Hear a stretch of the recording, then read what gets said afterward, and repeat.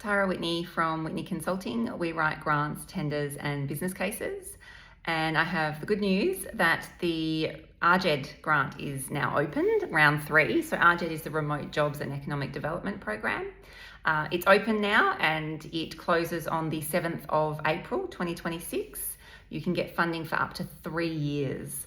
Now, as I mentioned in my last video, anyone who runs a business in remote regional Australia would be crazy not to look into this grant because it can provide you money to hire staff for 3 years.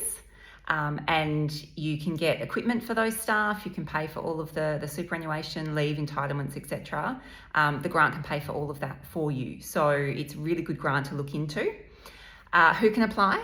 Anyone who is operating or planning to operate a business in remote regional areas of Australia. They have to be classified as an RAES region, Remote Australia Employment Service region.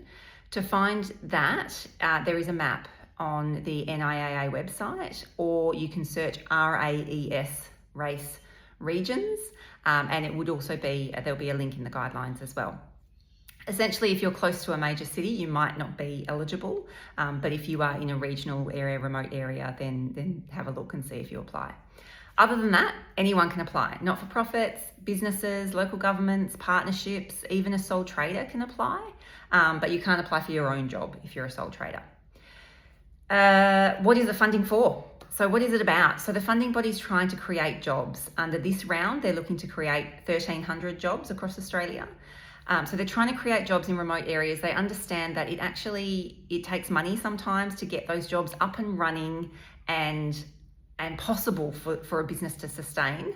So they're looking to provide the funding for you to start the jobs, to create new jobs, and then that you're going to, over the 3 years while they're paying for those staff, you're going to do the work to make those jobs sustainable so you can end up paying for them yourself after the 3 years. So that's the plan, that's the intent.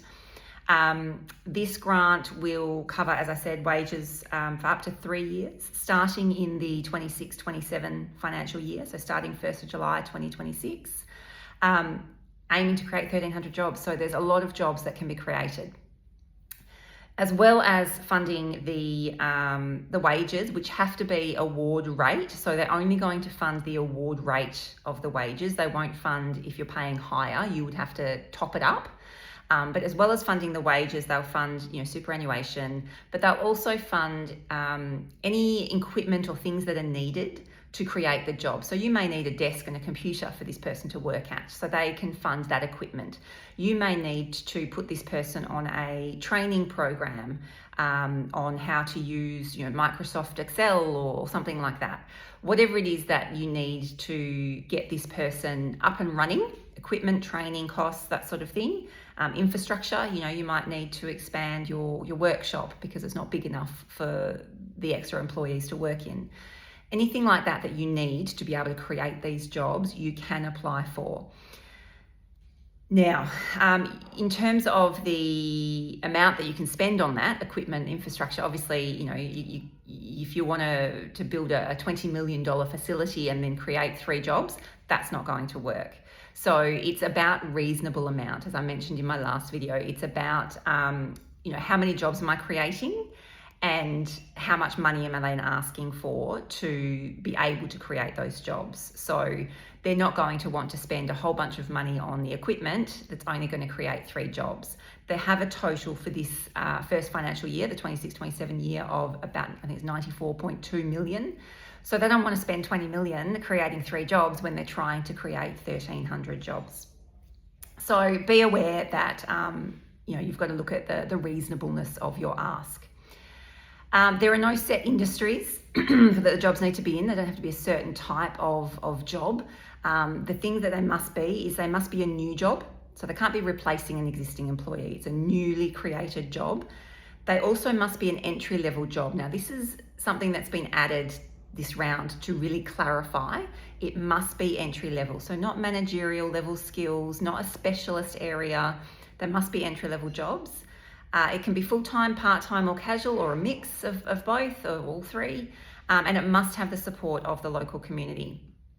The last thing is that the actual person that you hire must be either a job seeker or a youth aged 15 to 24 years located in the region. So what that means is if they're not a youth, if they're not 15 to 24, that's okay, but they must then be engaged with employment services to be an eligible employee to be paid for under the RJED funding.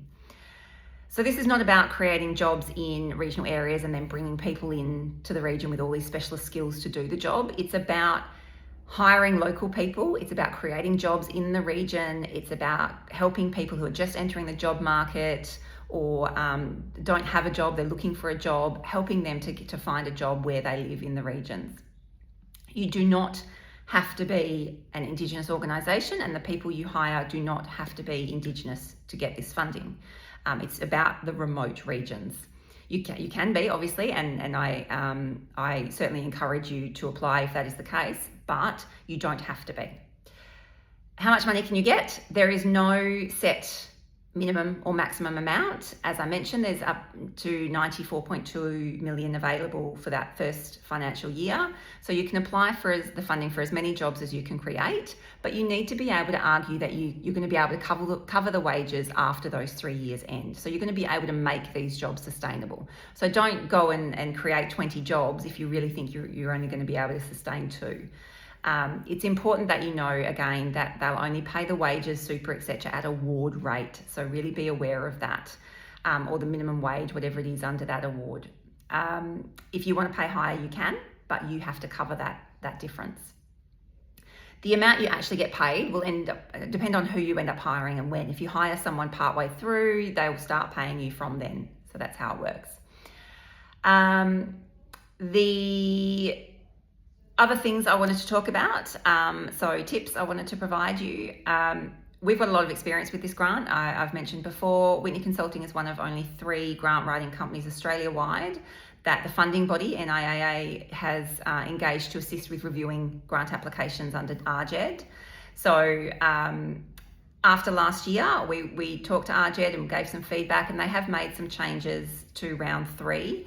What they have done is they've put a lot more help into the budget spreadsheet. So if that confused you last round, filling out that budget spreadsheet, and you decided not to apply, have a look again, because they've put a lot of instructions and guidance, and it will be a lot easier to complete this round.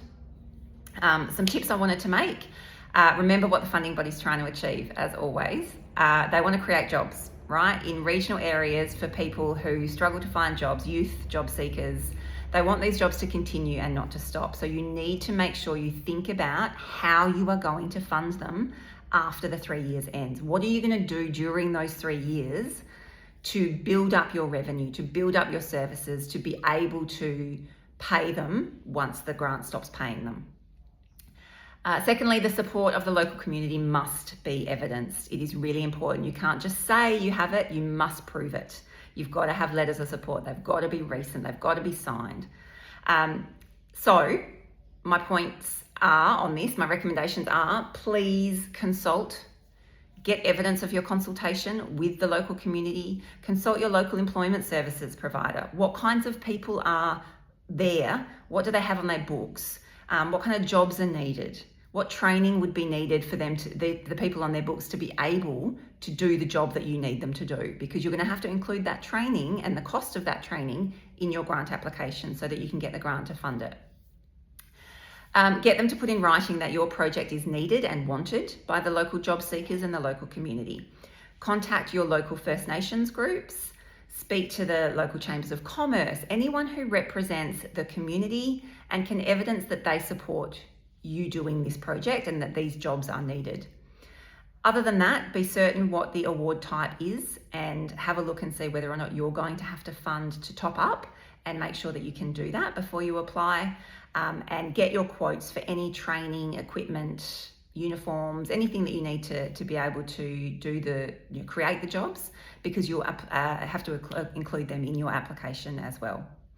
As always, we are here if you would like us to write your application for you, so please get in contact. But definitely have a look at this if you are a regional business. It is a really great grant, and round 3 is open now until 7th of April.